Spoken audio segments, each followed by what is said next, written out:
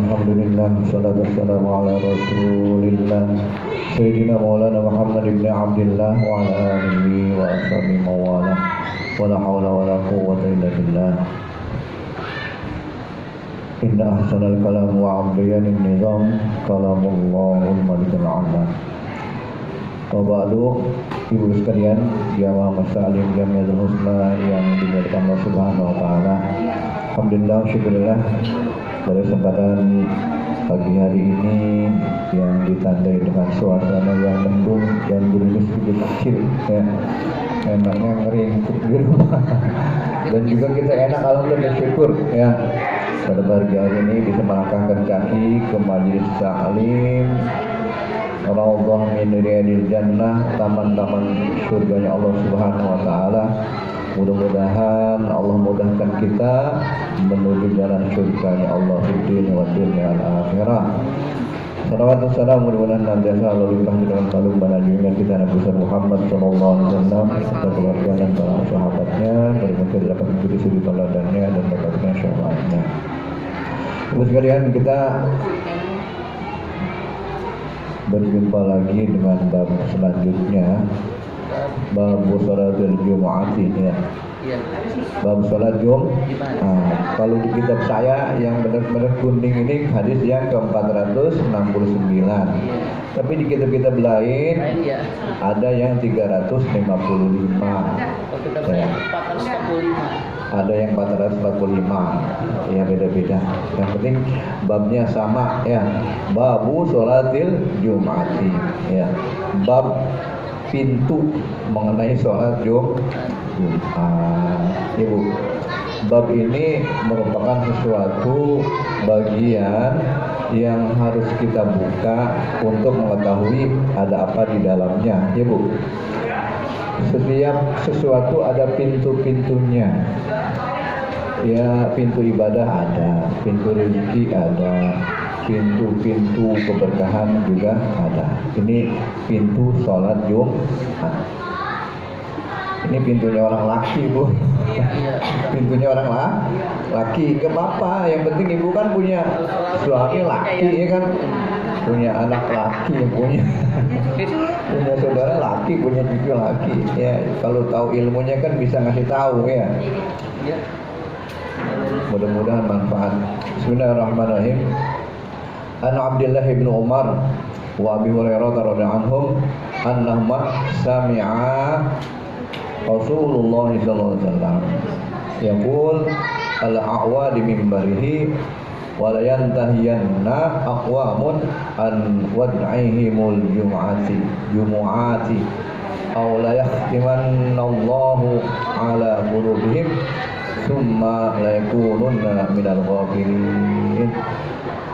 Hadis ini diriwayatkan oleh Abdullah bin Umar wa Abi Hurairah, dan Abi Hurairah juga meriwayatkan radhiyallahu anhum, semoga Allah meridhai mereka, annahuma, sesungguhnya Abdullah bin Umar dan Abi Hurairah sami'a, sama mendengar.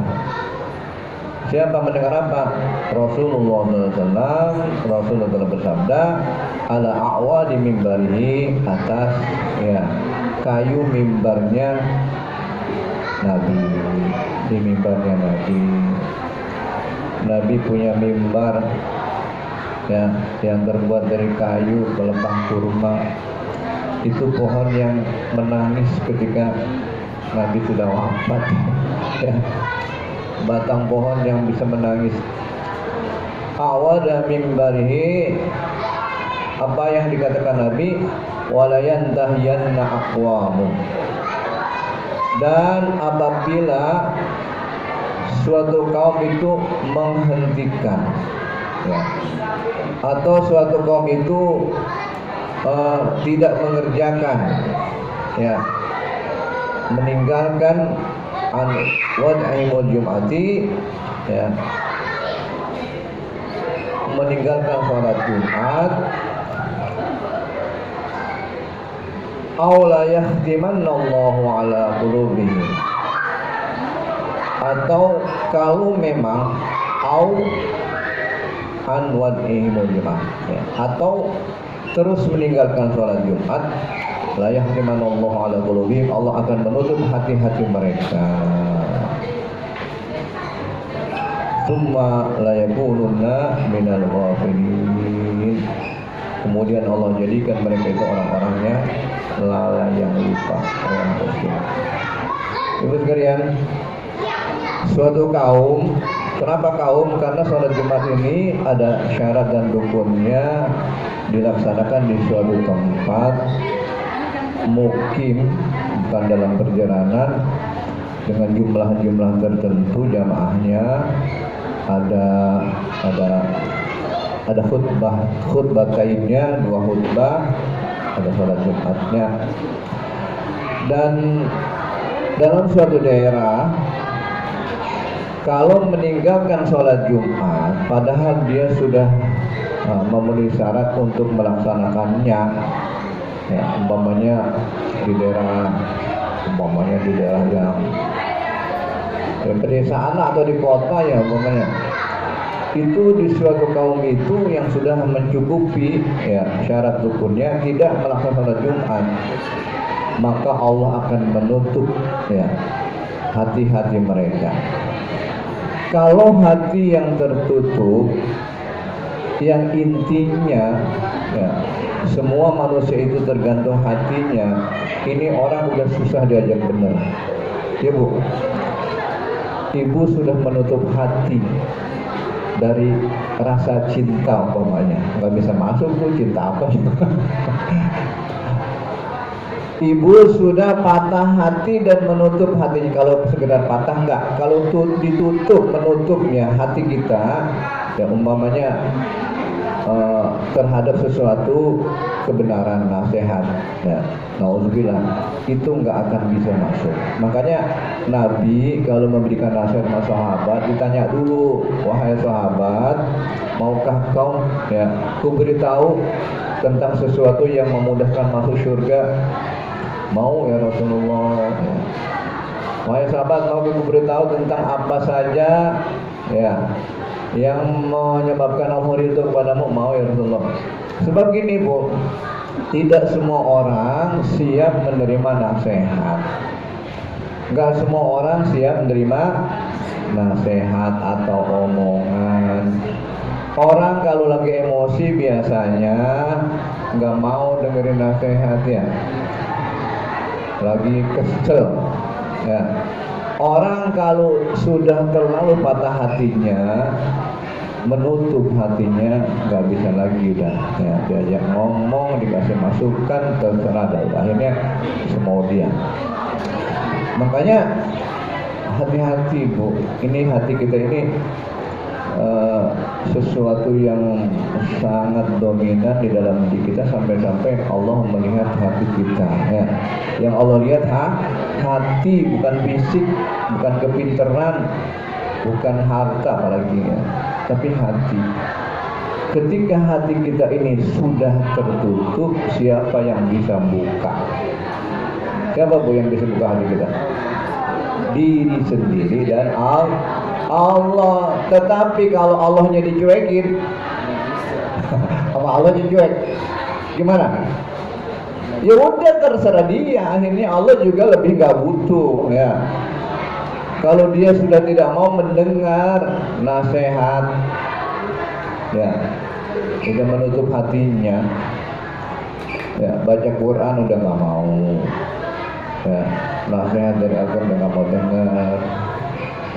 Terus apalagi nasihat kematian, ya cuek aja melihat orang mati tiap hari, mati ya mati, udah nggak ada terasa bahwa kita tuh akan bagaimana ya setelah kematian. Udah keras hatinya ya, udah keras.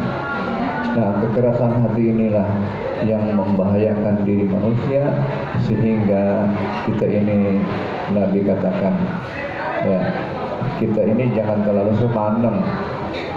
Sa'atan li rabbik, sa'atan li qalbik gitu. Sesaat kamu itu ibadah kepada Allah, sesaat kita ini rehat, hati kita ini kita ajak hiburan ya. Jangan sampai hati kita ini pandang, tegang, koslet, ya nanti akhirnya hatinya keras. Apalagi anak-anak, apalagi masih bocah. Ini bagaikan tepung yang harus diadoni dengan kelembutan dan kasih sayang. Ibu anaknya sekarang keras, dulu ngadoninnya bagaimana? Waktu prosesnya kerjasama sama bapak, ya ngadoninnya bagaimana dulu? Apa sembari merengut, apa sembari marah-marah, ya.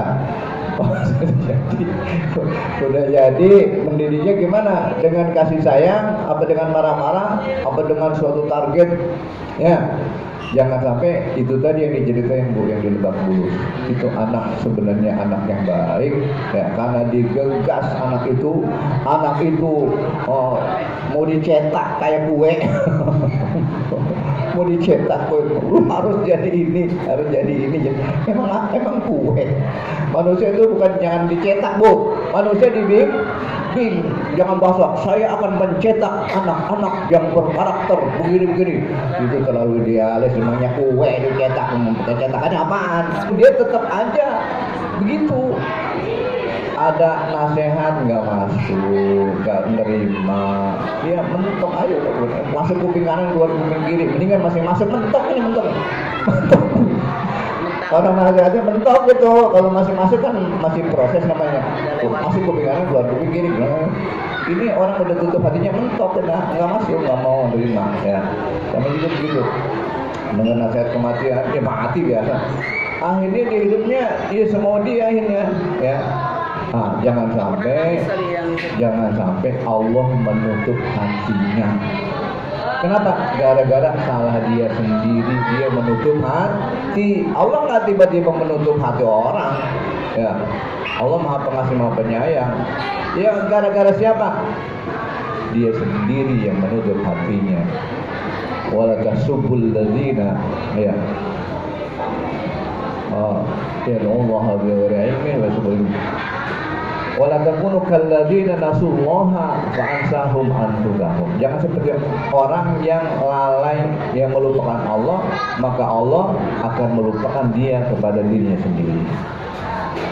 Kalau kita lupa sama Allah, Allah akan melupakan, menjadikan kita lupa diri, gitu ya.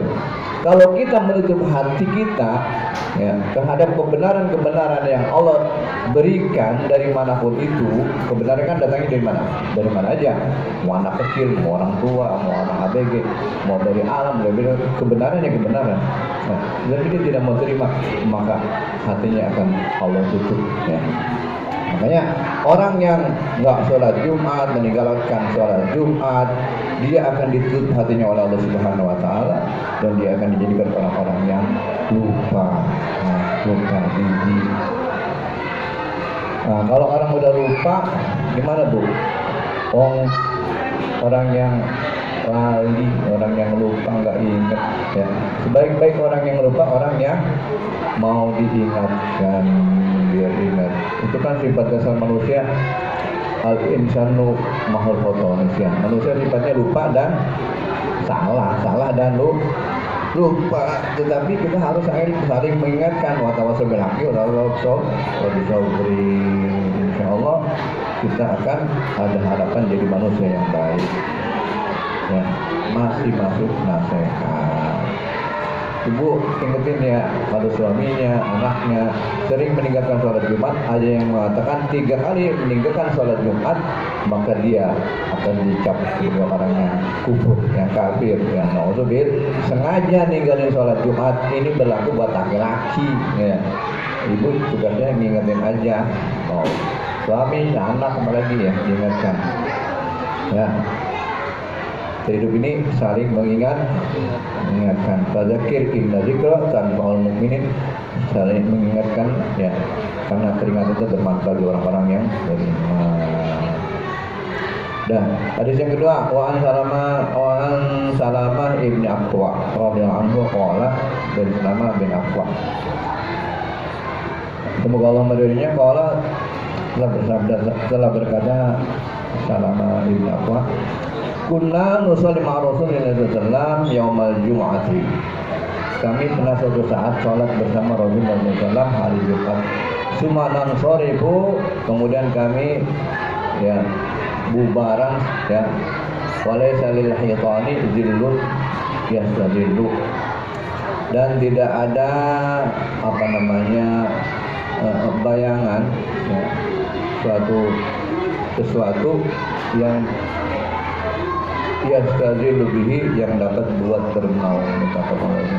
Artinya gini, walaupun di suatu saat ketika kami kumpul-kumpul bersama Rasulullah, kemudian kami melaksanakan sholat Jumat, dan itu ketika bayangan sesuatu tidak ada.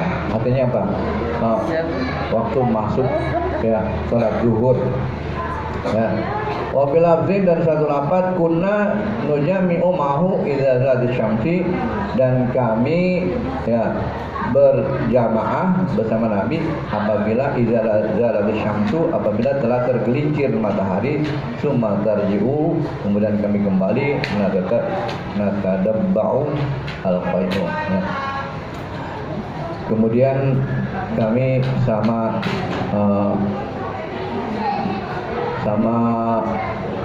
pulang sambil mencari tempat berteduh ya. Jadi gini, ini waktu sholat Jumat dilaksanakan ketika sahabat pada berkumpul bersama Nabi masuk sholat Jumat, itu ketika sesuatu tidak ada bayangannya. Artinya apa? Matahari pas di atas kepala, kan sesuatu itu nggak ada bayangan kalau matahari pas di atas kepala, itu nggak apa-apa sholat Jumat tuh ya. Kemudian keseringan yang dilaksanakan sholat Jumat itu ketika matahari sudah tergelincir, artinya masuk waktu zuhur ya. Karena sholat Jumat itu ada prosesnya ya, proses mendengarkan khutbah sebagai rukunnya, dan juga setelah itu baru sholat ya. Nggak langsung datang sholat, ada khutbah taimnya. Kemudian hadis selanjutnya, wa an Sahal ibni Sa'ad radhiyallahu taala anhu qala ma kunna nuqilu wala nadal adda illa ba'da jum'ati, muttafaqun alaihi. Dari sahabat Sa'ad ya, Sahal bin Sa'ad, semoga Allah meridhoinya, qala, dan berkata bin Sa'ad, ma kunna nuqilu, kami tidak pernah tidur, wala naqadal ghada, dan tidak pernah makan ya siang, illa ba'da jum'ati, kecuali setelah sholat Jumat, muttafaqun alaihi. Pada zaman Nabi ini yang dialami Sahal ibni Sa'ad ya, tidak pernah tidur dan makan siang sebelum sholat Jumat. Artinya begini, biasanya waktu zaman Nabi itu tidur dilaksanakan setelah sholat Jumat dan makan siang. Kalau memang karena Jumat ini waktunya waktunya bersamaan bareng-bareng ya. Kalau tidur dulu dikhawatirkan nanti sholat Jumatnya ketinggalan. Makan dulu nanti sholat Jumatnya ketinggalan. Jadi lebih amannya ya pada zaman Nabi dan sahabat melaksanakan sholat Jumatnya itu tidur siang itu setelah sholat Jumat terlebih dahulu dan makan siangnya. Tapi sekarang ya ini ya terserah ya, kondisional. Yang penting sholat Jumatnya dilaksanakan. Kalau waktu zaman Nabi kan memang terbatas, memang jamaahnya cuma satu aja, jamaah Nabi nggak bisa milih ya. Memang Nabi komandonya gitu ya. Habis sholat dulu baru makan ya, sahabat sholat dulu baru makan baru tidur ya. Itu pada zaman Nabi. Mau begitu ya silakan, nggak apa-apa. Intinya adalah sholat Jumatnya nggak sampai ketinggalan, sholat Jumatnya nggak sampai dilalaikan karena ketiduran atau karena makannya lebih dulu sehingga kekenyangan atau ketinggalan sholat Jumatnya ya. Wa fi riwayatin fi ahdi Rasulullah SAW, dan satu riwayat itu terjadi pada zaman Nabi kita Muhammad SAW.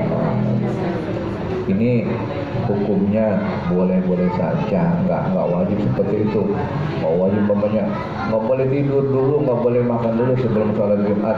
Ya memang Kalau dikhawatirkan tidurnya itu meninggalkan sholat, udah jam 11 tidur bapaknya atau apa, ya itu kan atau makannya ya udah mau sholat Jumat terburu-buru, akhirnya belum sempat sikat gigi, belum sempat kumur-kumur, udah azan, udah qomat ya, akhirnya ngumpul sama orang makannya pete, jengkol, bau mulutnya ya. Makanya sholat Jumat itu sangat diutamakan, itu kita bersih-bersih sebelum berangkat sholat Jumat, pakai wangi-wangian, pakai baju yang terbaik untuk berangkat, karena kumpul sama orang ya, jangan sampai keberadaan kita ini mengganggu orang lain, mengganggu khusyukan, mengganggu pemandangan, sehingga bikin rusak suasana. Ibu ya, kenapa sih kita berhias, kenapa kita berdandan, kenapa kita berpakaian yang rapi? Supaya muruah kita terpelihara, aurat terpelihara, harga diri terpelihara, dan juga nggak ganggu orang lain. Emang benar sih Bu, umpamanya terserah mau pakai pakaian kan gak ditentukan, yang penting menutup aurat.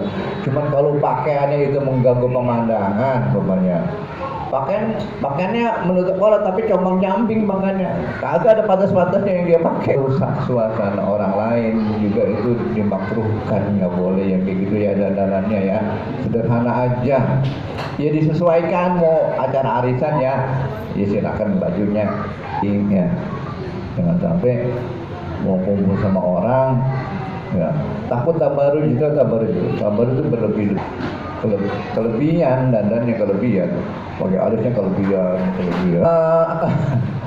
Selanjutnya hadis satu lagi ya, itu pada zaman Rasul seperti itu. Jadi tidur dan makan setelah sholat Jumat terlebih dahulu.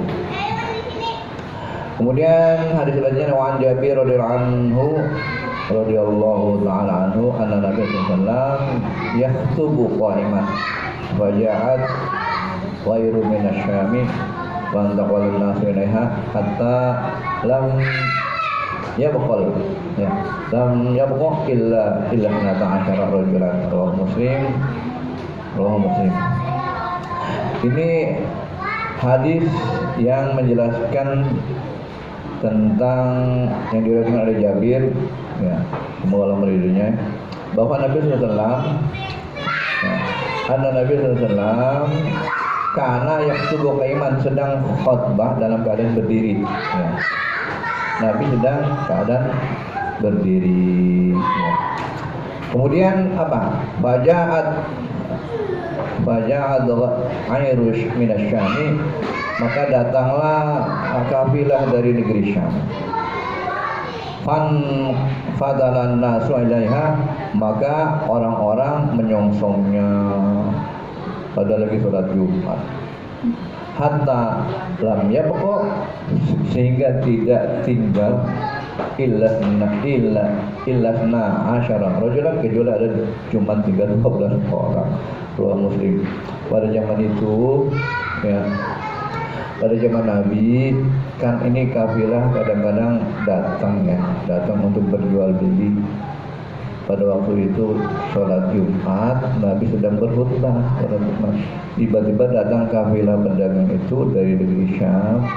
Maka orang-orang pada yang lagi sholat ini, sahabat-sahabat sebagian besar bubar pada menyongsong itu pedagang, kecuali hanya sisa 12 orang ya. Makanya turun ayat surat Al-Jumat itu begitu ya. Wa idza nudi sholati min yaumin ya. Apabila telah dipanggil untuk sholat Jumat, maka segeralah untuk menunaikannya. Wadarul bai, tinggalkan jual beli ya, karena sholat itu lebih utama dari jual beli. Nanti habis itu baru jual beli ya. Ini banyak terjadi di masjid-masjid yang halamannya luas, dia pedagang-pedagang itu dia jualan di situ ya. Ya syukur pas lagi sholat mereka pada sholat semua ya. Jangan sampai haram hukumnya jual beli ketika sholat Jumat bagi orang laki-laki ya. Bagi orang laki-laki diharamkan jual beli ketika sholat Jumat dilaksanakan. ibu pengarung nih yang beli orang laki yang dilayani apa sholat apa tuh orang sholat Jumat dia ke warung ya, dia masih jualan, nggak boleh jualannya haram. Kalau ibu-ibu gimana? Ya ibu-ibu nggak apa-apa, ya, sholat zuhur ya, ibu-ibu yang beli ya ibu nggak apa-apa. Kalau sama-sama ibu-ibu yang nggak apa-apa, sama perempuan nggak apa-apa. Yang nggak boleh orang laki yang udah berkewajiban sholat Jumat. Ini kayak ini kan, lagi khotbah dia bubar nemuin pedagang. Ya ini nggak sholat Jumat, tinggal 12 orang yang sholat Jumat. Ya kalau Jumat karena sholat Jumat itu penting sekali ya dalam membina keimanan dan ketakwaan. Makanya hukumnya wajib. Khotib itu mesen ya ittaqullah haqqa tuqatih, ittaqullah ya tingkatkan ketakwaan kepada Allah itu wajib. Kalau nggak disampaikan ya nggak sah khotbahnya ya. Alhamdulillah, walaupun sering diingetin, tapi kadang-kadang sebagian pada ngantuk, tidur, ya, capek, ya, ibu juga doain lah, ya. Lamaran masuk ini, saya kan wajib sholat Jumat gini, bukan wajib di perjalanan mah nggak wajib, kecuali bawa mobil pribadi. Saya mau sholat Jumat mampir dulu, bagus nggak apa-apa. Saya mau sholat zuhur aja, walaupun mobil pribadi, nggak apa-apa juga. Ya, yasiru wala tu'asiru, basyiru wala tunasiru. Islam gitu, mudahkan, jangan dipersulit, berilah kabar gembira, jangan ditakut-takutin orang. Ya, orang tahu haram, bid'ah, masuk neraka. Ya, jadi apa ya? Padahal agama ini ad-dinu yusrun, agama itu mudah ya. Laksanakan sesuai apa yang kita bisa, apa yang kita tahu, ya apa yang kita ngerti.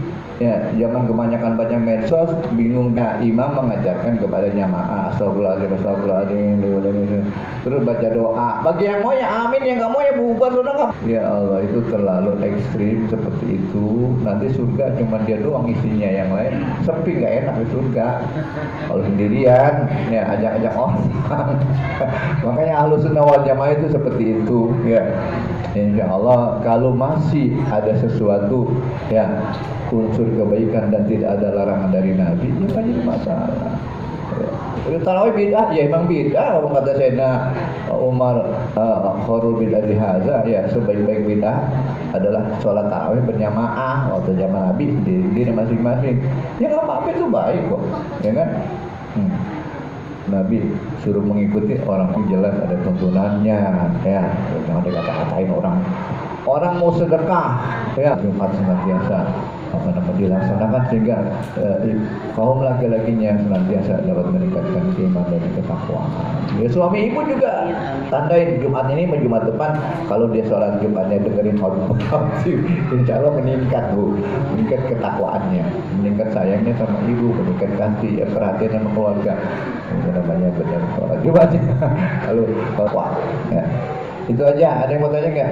Tanya Ustaz. Ya, kurang rukunnya kan mendengarkan khutbah itu rukun daripada sholat Jumat, kecuali dia uzur nih, dia ada halangan. Dia ada halangan nih. Kan khutbatain 2 khutbah, kecuali ada uzur.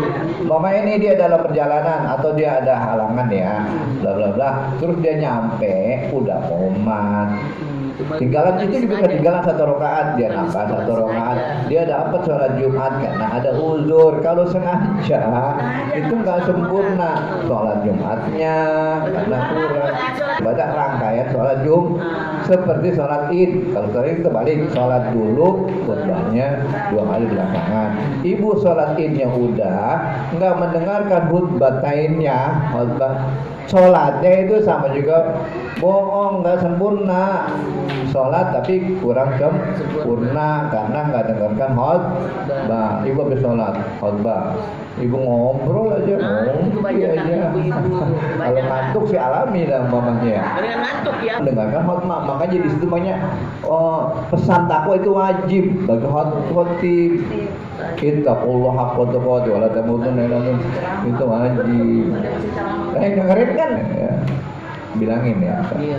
Itu rukun ketika itu bagian dia sholat, baca aja. Sekarang banyak di YouTube itu cara berbuat sholat Jumat sahnya gitu. Ya, kamu sholat Jumat, sholatlah 4 rakaat lagi. Ya, ada yang megang tuh. Jadi dia habis sholat Jumat, dia sholat lagi 4 rakaat. Itu bukan sholat zuhur, itu sholat ba'diyah.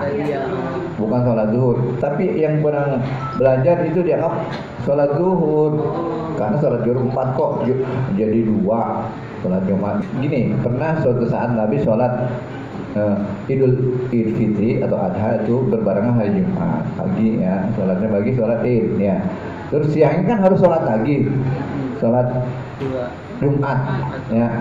Kata Nabi, silakan yang mau melaksanakan sholat Jumat, tidak sholat Jumat pun nggak apa-apa. Gitu. Jadi kata dia udah sholat jamaah Id ya. Itu tapi sholat zuhur ya, wajib sholat zuhur, enggak diadakan Jumatan tapi zuhuran karena bareng sholat idnya. Tadi pagi nih udah Idul Adha Fitri berbareng, boleh enggak ngadain sholat Jumat lagi, enggak sholat Jumat lagi tapi sholat zuhur. Tapi bagi yang ngurusin masjid wajib ngadain, enggak jadi ribut sekampung. So masjid sholat Id, Idul Adha Fitri hari Jumat, boleh sholat Jumat, boleh enggak. Kalau zaman Nabi kan dulu emang Nabi komandannya satu sholat Jumat. Kalau sekarang masih mimpin masjid tetap sholat nggak ada sholat Jumat. Masalah yang mau sholat Jumat mau enggak kan tadi sholat udah terserah aja Pak. Yang penting melayani masyarakat, jamaah yang mau sholat Jumat, yang mau sholat Jumat di rumah. Mudah-mudahan ada manfaatnya. Yang penting kita jangan sampai meragukan ibadah yang sudah rutin kita lakukan ya. Gara-gara melihat Allah kok ya. Kita syukur bisa di wallahu a'lam bishawab. Ihdinas siratal mustaqim. Wallahu muwaffiq. Assalamualaikum warahmatullahi wabarakatuh. Waalaikumsalam.